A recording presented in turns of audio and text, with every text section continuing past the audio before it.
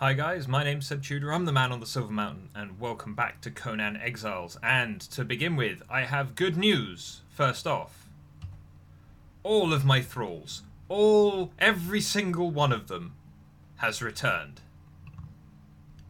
Because we've had the thrall inventory update drop. Like, it dropped last night. I was hoping it would drop yesterday so I could actually do something with it, but unfortunately it dropped today. Or rather last night, just as I was getting ready to go to bed. And so as a result, though, yes, and there's the inventory. So we can like quite happily just remove and replace all of their gear now. Unfortunately, it also means that I think, what are they using? Stone daggers. All of them have been given stone daggers, when most of these guys had crossbows before. But so I'm going to have to go and... you're all back! I'm so happy to see you guys. I'm so glad you have returned, because now people will actually see what I was talking about. I think some of these guys are still broken, aren't they? No? Are their heads all the right colour? Yeah, no, they seem to all be fixed as well. But yes, we have all of the thralls of various sorts that I beat the hell out of and dragged back here. I don't know what you're walking towards, friend. Galter? I don't remember you. But we've got our entire perimeter fortified again, and it's amazing. We've got everybody back. So at some point I'm gonna have to go through the slog of building and kind of crafting up all of the gear that these guys will need. But firstly, thank you to Funcom for actually kind of listening to us and letting us actually take a look and personalize all of their equipment and stuff now. But also for actually fixing it so that, you know, it took a while, granted, but then again, from what I understand, Funcom, at least the offices of Funcom that have actually been working on this game, because you've got one in the States, I'm not sure where in the States off the top of my head, but then you've got the other guys in Norway, which is where they're making Conan Exiles.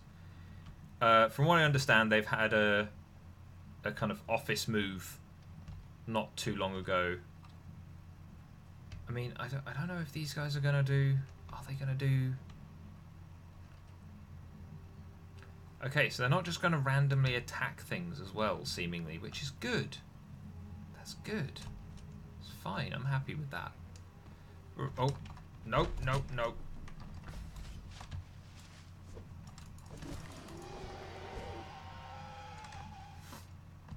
And stay down. Right, so we're gonna... In fact, that might be an idea for what I'm intending to do. Let's do some cheating, shall we? So we're God mode on, no sprint cost, we'll cloak. We'll keep it at noon and we'll freeze the sky and we'll turn off eating for the moment. We'll fill ourselves up on food and water. And yeah, that'll do us for now. So the thing that I want to do now, though, is we've got... now that we've got the new building pieces that they've added in for like more pyramidal structures and stuff like that, corridors, those kind of things, I want to go and take a look at the kind of continual building out of the new entirely landlocked purge-proof base that I've got an idea for. But also it now means that I'll be able to potentially try and run a test between my thralls and non-thralls attempting to attack places. So, you know, we'll take a look at that as and when we can. But I'm also kind of curious as to the... because obviously those guys are thralls that have just been... they disappeared and then they've been dropped back in with gear again. So what I want to do, the first thing I want to do is the only thralls that actually, the freestanding thralls that actually came back entirely of their own accord were the ones down at the first lodge that we built. Possibly because they had been there for so long. So the first thing I want to do is go back down there and see if all of their gear has turned into stone daggers and stuff. Because if it has, then I could deal with it. It's an even kind of footing for everybody to kick off with. That's fine. I don't mind that at all. But obviously, you know, I like the dog, the fighter from the dogs that I had down there on the beach. Oh, they added the new animal ecosystem stuff where predators will now attack prey as well for the animal AI. So apparently the angry birds kill off shalebacks. Huh, the more you know. Are you going to attack the deer? Is the deer food? Or the grub? Or the rabbit? Or did it attack you? Were you the prey? But you just won this time. I don't know. Well, that's interesting. Gonna have to watch out for more of that. Like crocodiles and things attacking each other. I wonder if that runs, if that's just if they come within a certain distance of other creatures they attack them, or if it's if each creature has its own hunger value now, and as the hunger value changes, then they might attack. I mean, that seems a bit complex, kind of a bit demanding on like memory resources and things to run that. But you know, I guess we'll find out the more we do, the more we take a look at. What's that? Is that just a big rock under the water there? Yeah, it's just a big rock. It's fine. Very square rock. Are you a rock? I mean, you are a rock. Oh, you're... Ooh.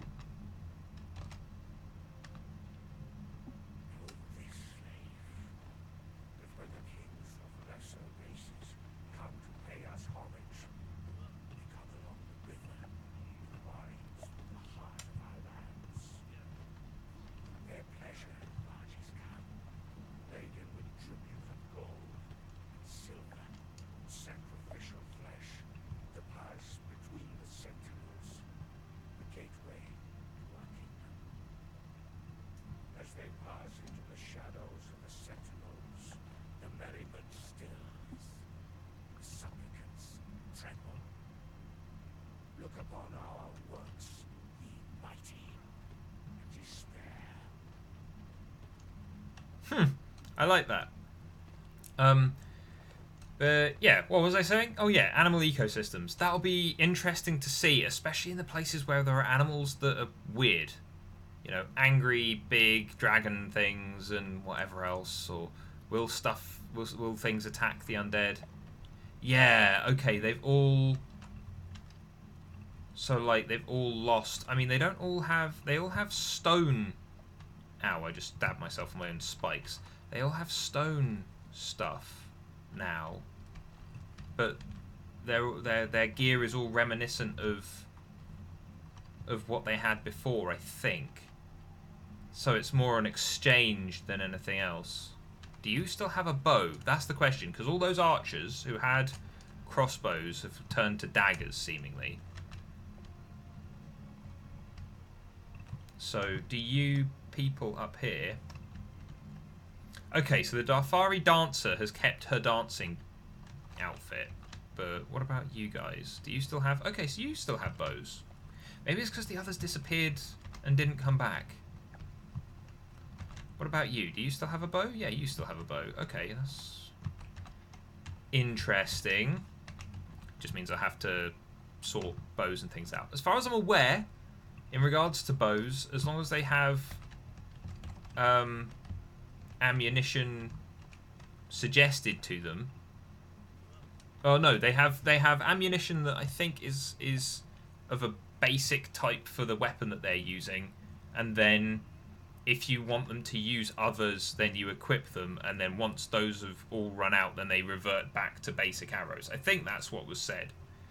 So I don't think you need to fill up on arrows continuously if you give them a decent bow, but I don't know. That'll require some testing. I might set up a shooting range with some thralls and some non-thralls trapped in an alcove or something to see how that pans out, to see how that actually works. But I think that's the way that they've said it will work. But I want to go up and I want to actually take a look at the process for making a slave, and also actually up at the Darfari slave camp that we've got up here. We can take a look at our crafting thralls and see if we can mess around with their inventories and things as well. Maybe, you know, just see what's what with that. See if we can actually, you know, if for all those people who actually care about putting all of your thralls in the same uniform, you know, see if we can actually do that with the crafters. As well, this is awkward. Do you know what? Just drop. Let's climb up this side instead. But yeah, it's like we can take a look and see if the crafting thralls can have their outfits and things changed as well. There's also a couple of other things that they've done, like with the artisan stuff, all the random bits and pieces, a lot of RP stuff, all being thrown together under the kind of artisan banner in the thing. Actually, can we? They rejigged the bits and pieces here. So here we can see that it's just me and Kitten, or Kitan rather. Here, we got our journey all in one place. These have been restructured, which is fine. Ooh, hardened steel armor. I hadn't realised that was in, but they have, so that's awesome. Have they given these to us for free, or are these just because these were left over from what these were the ones that didn't get reset?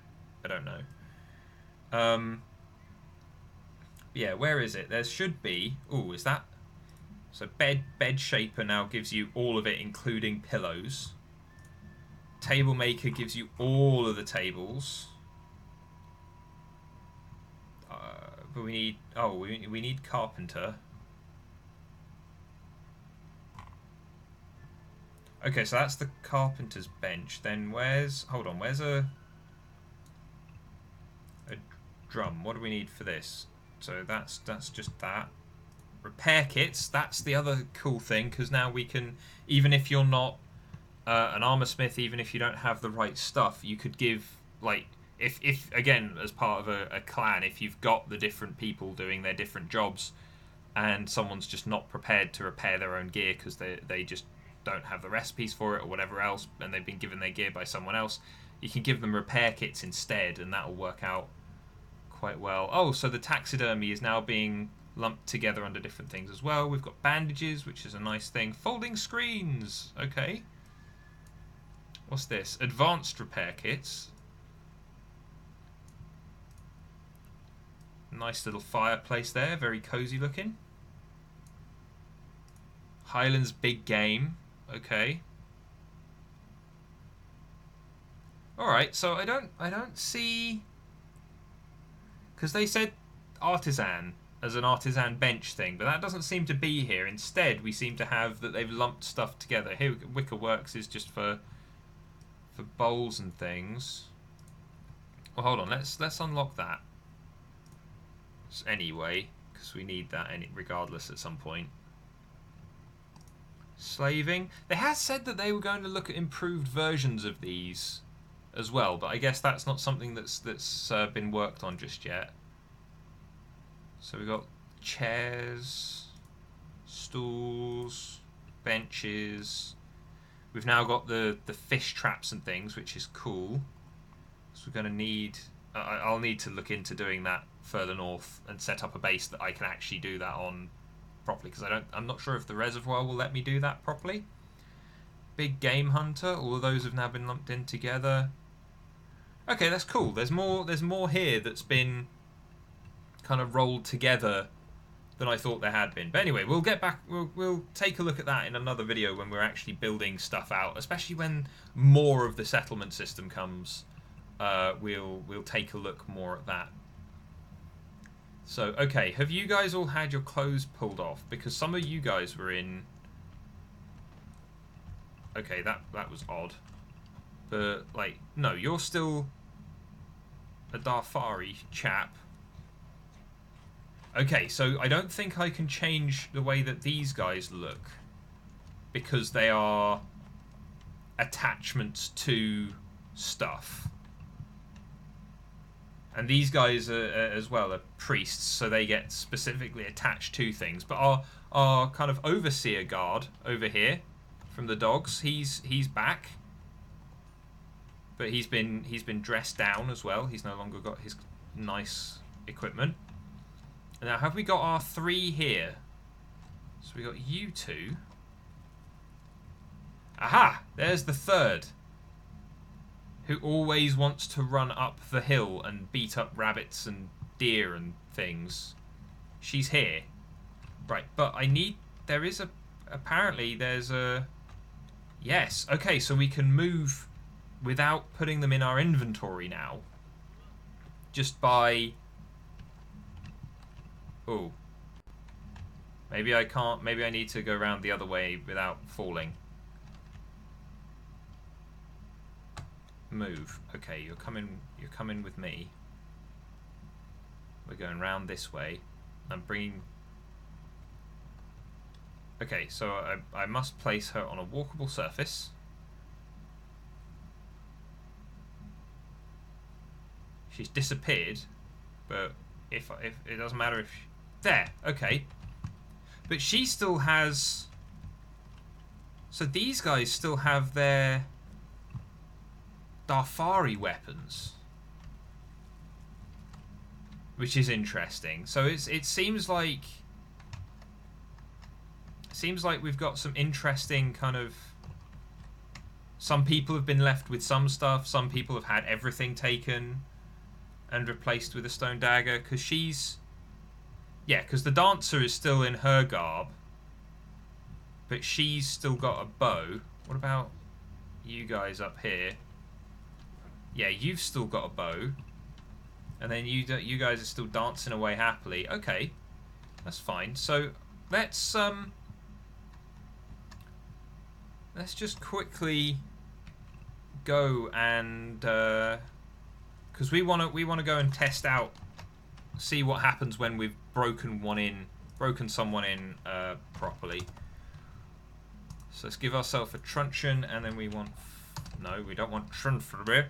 We want bindings, fiber bindings. There we go. Where's a truncheon? There's a truncheon. So we'll take the truncheon and the fiber bindings, and we're just gonna... We've got our slave wheel here already, with our Darfari slaver and stuff, and we'll spawn in some food when we get to it. That's fine. But let's go and beat up a Darfari. First Darfari we meet out of their little capital here. Should be one just on their little fence over here somewhere. Here you go. I'm terribly sorry, sir, but it is your unlucky day. You dead? No, you're unconscious. Excellent. Come with me. Oh, I can't sprint with them anymore because of the thing. Okay.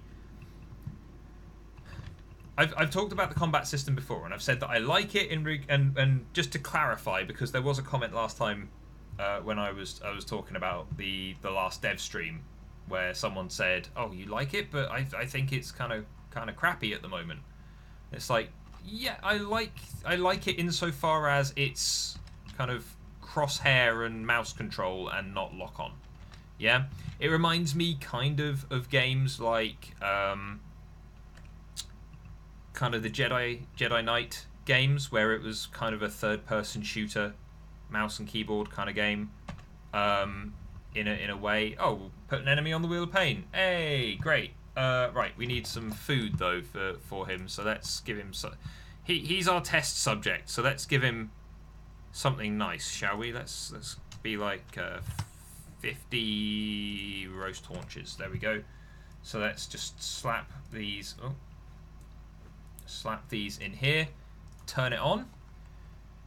I don't know how long that's going to take, but we'll see, I guess. If it doesn't finish by the end of the episode, that's fine. We can come and take a look at him again later. But it's like with the combat, the stuff that I was talking about was I like the way that it controls at the moment. Is it finished? No. Does it need more? Yes.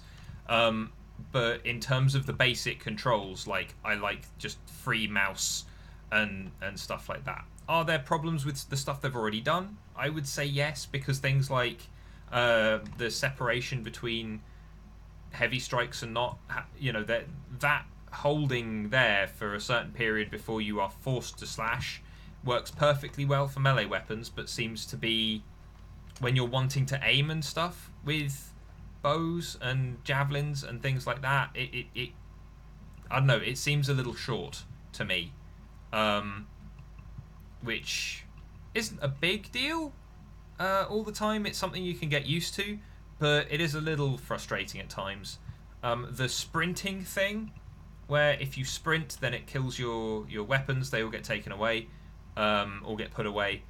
Again, that's kind of fine, because it could mean that charging into combat becomes more of a mounted combat thing, or as with the perks that they've said that they're going to be putting in based on attributes. The one that they mentioned in the dev stream was that with a certain amount of strength, if you sprint into an enemy, it knocks them prone. In which case, if you've got your weapons out, then you sprint, and then once they've knocked prone, you've got your weapons out again, and you can attack them whilst they're down. That's interesting.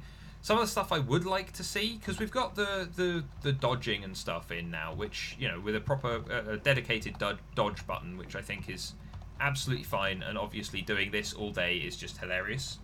Not to mention, doing it back and forth over that line where you had the clear sky going to rain and stuff. It just entertained me for far, far too long.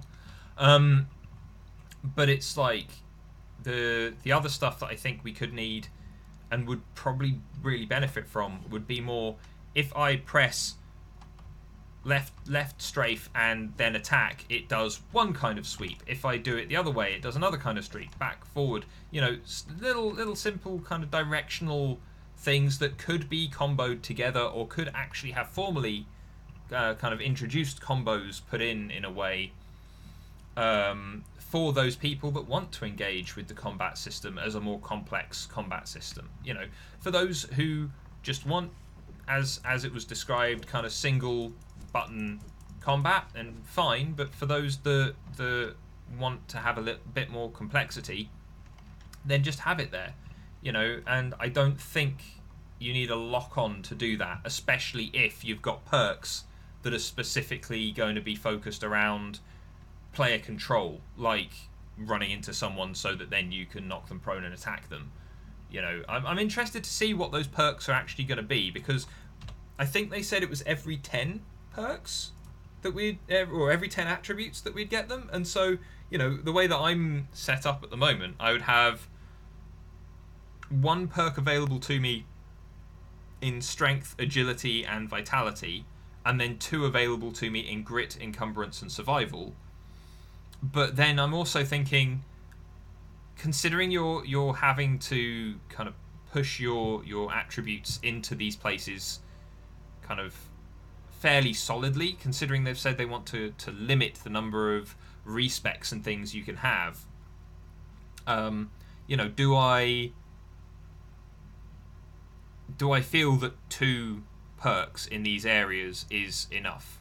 Yeah? Obviously, it depends what the perks are and how powerful they are, but, is it really enough overall, considering I mean, it's a suggestion between either, do you have perks that react well together that you can pick from and kind of lay all this stuff out really nicely so that you can kind of combo between them almost, or is it a case of, now this is going to introduce a lot more min-maxing even for the people who are playing solo, and in regards to the people playing solo, you're then going to have to go and bounce back and forth between finding ways to respec, finding the things that you need to do it, resetting all of your stuff. Because at the moment, if I start clicking buttons and things, then that's very all well and good.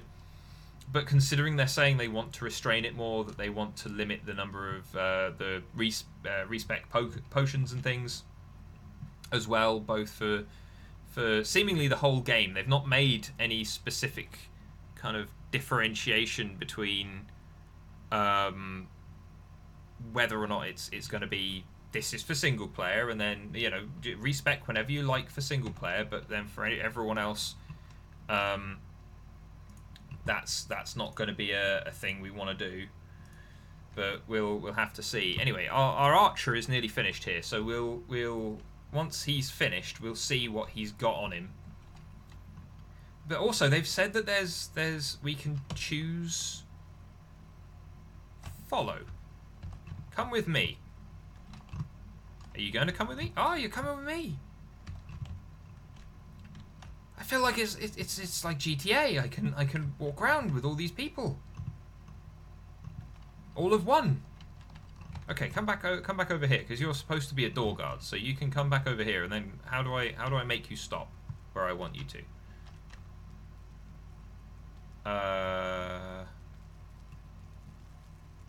Stop following.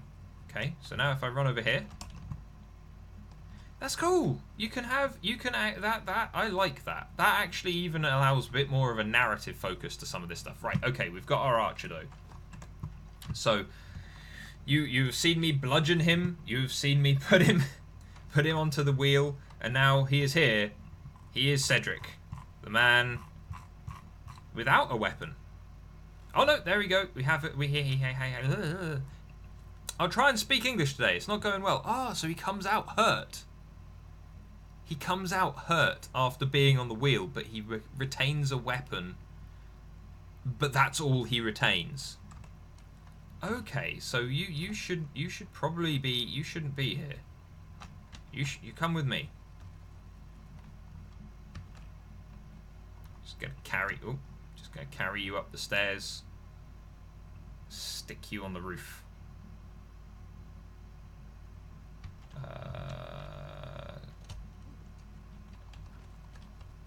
Turn you round so you've got a good view of anyone that would want to try and kill our crafters. There we go.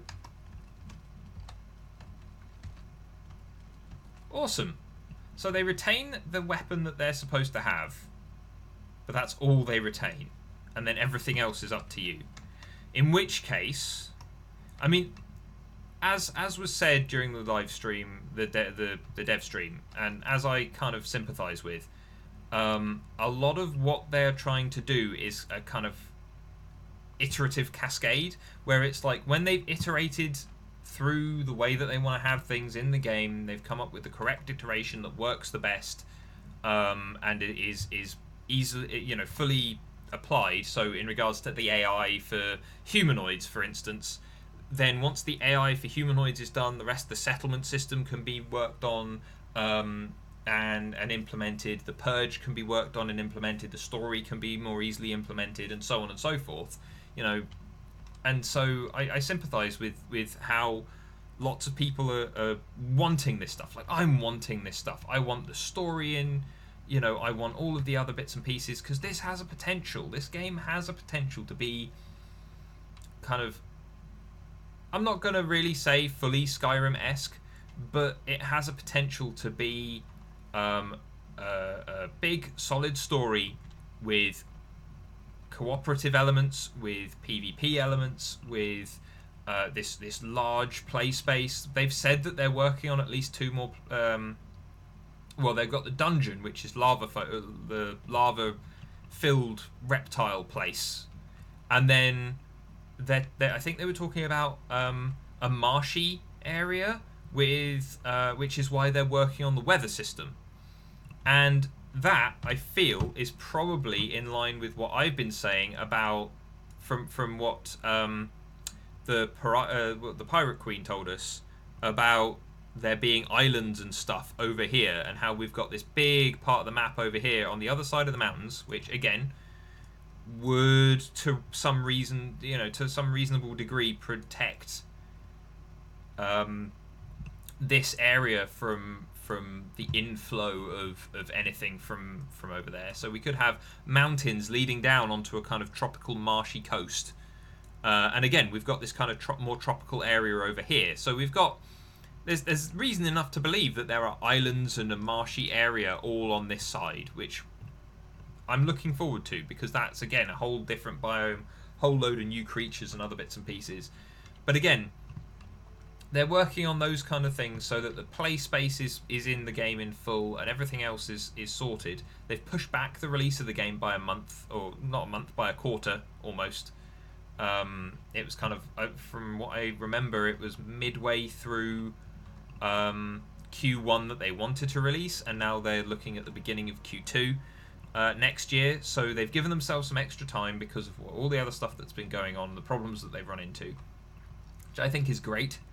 As much as Joe Bylos's attitude might have seemed a bit harsh when he was talking about server wipes, where he's just like, you've all signed up for early access, you know what you've gotten into, we're just going to, I say we just wipe the servers entirely, but we're giving you guys the option, which doesn't really fuss me all that much, because most of what I'm doing is in a single player game for you guys and with you guys. But when he's then going, we're making these decisions, we're trying our hardest, and we're going to stick by what we're saying. That's refreshing in a world at the moment which is filled with developers not listening to their players, ignoring them entirely, nickel and diming them over silly shit which isn't sustainable in the long run for an awful lot of people. It turns the number of people that have turned around to me recently after the videos I've done on microtransactions and stuff, and they've been really tired of hearing all this stuff, but obviously there are still things that they want to get. So it's okay. It's a split between, do I spend money when I have money on this thing that I would like, or do I literally just try and shrug it all off and avoid it? It's a tough situation for a lot of people, because a lot of people, this is especially older people with jobs and lives and all the rest of it, gaming might be the one time a week that they just manage to shrug this stuff off. And most gamers, there was a study that came out a while ago from some consumer group in the US, I think, which was the average gamer every week plays only about 6.7 hours worth of playtime. That's 7 hours. That's an hour an evening, really. Which probably isn't even that. It's like 5 hours, 6-7 hours at the weekend or something.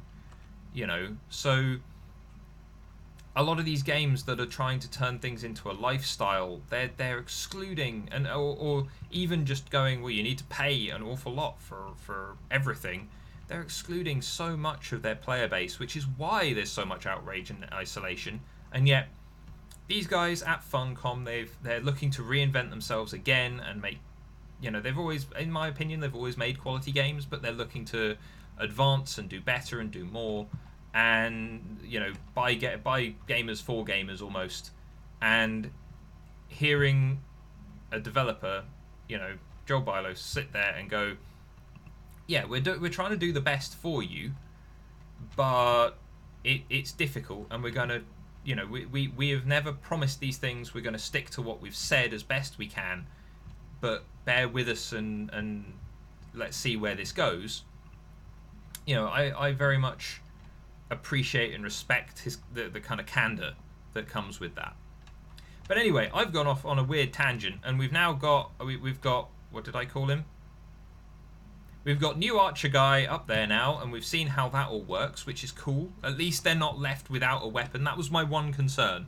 Armor, fine. I can deal with them having their armor removed. I can, as much as it'll be a bit of a slog, I can outfit them.